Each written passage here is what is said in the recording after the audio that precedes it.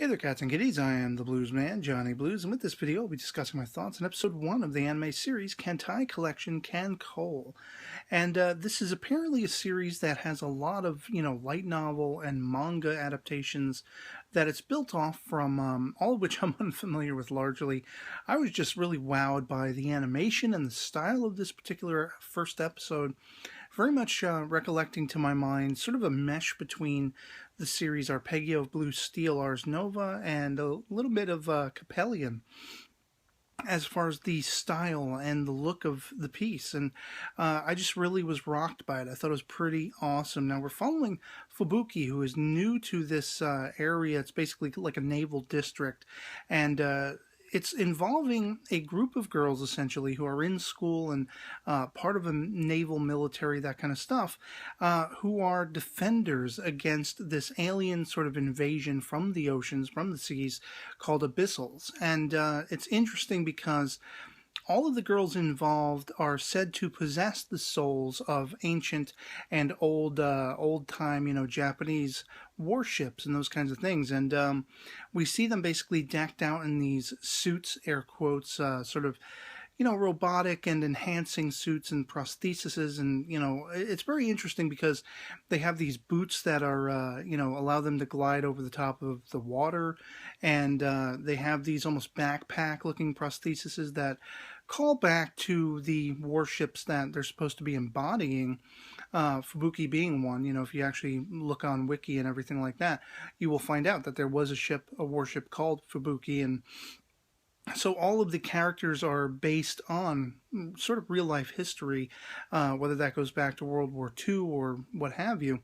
And it's funny and interesting because, of course, you have a ragtag group of characters that Fubuki is being introduced to as this is her first time ever sort of being involved in the military. I mean, she basically puts on a show that, I've been in 20 battles and all this kind of stuff, and I'm such a warrior, but you can tell she's not.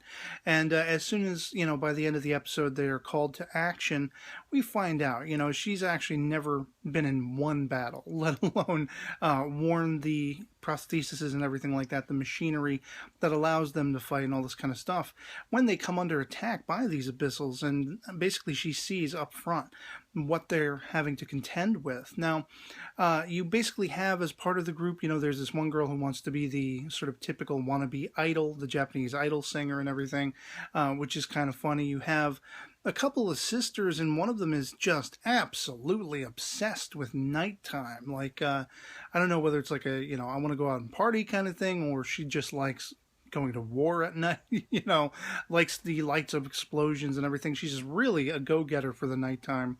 And even in, amidst the battle that is unfolding toward the end of the episode, she says, just wait till it's nighttime if you want to see me at my, full peak or what have you. And it's absolutely funny. I really had a good time watching this first episode because the action was just stellar. I mean, you basically start off with a little bit of action, then you get into sort of the comedic, Fubuki's being introduced around and everything like that.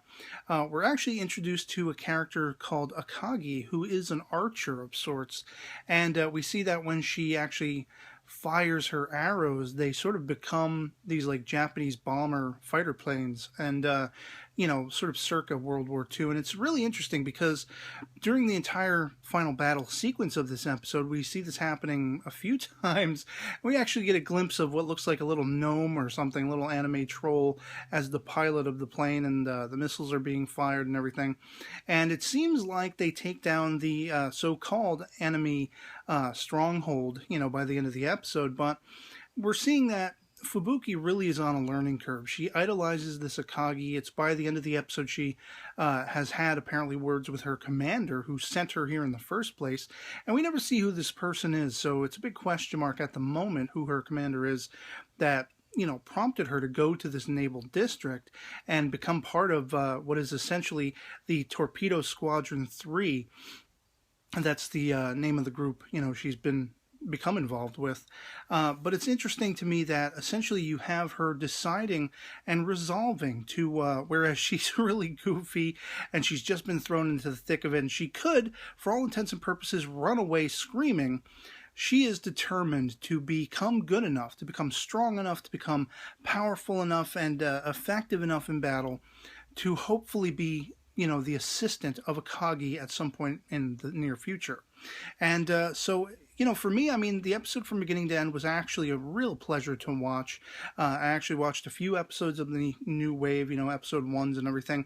And so far, this was the only one that stood out to me as, I want to stick with this. I want to see more of this and see where the story goes, because the animation is just fantastic to my eyes anyway. And I like the aesthetics that are kind of similar to, as I say, Coppelion, Arpeggio, Blue Steel. I just really like it. So far there has been nothing that left me wanting by the end of this debut episode. So I will be sticking with it. I don't know if I will continue the, episodic reviews or not. We'll have to see episode per episode. But yeah, I'd love to hear from you guys in the comments below what you thought of episode 1 of Kantai Collection, KanColle, if you've seen it, and whether or not you'll be sticking with it, if you were impressed, if you weren't, everything like that. And yeah, otherwise I hope you enjoyed the video, that it finds you well, and I'll catch you all later. Peace.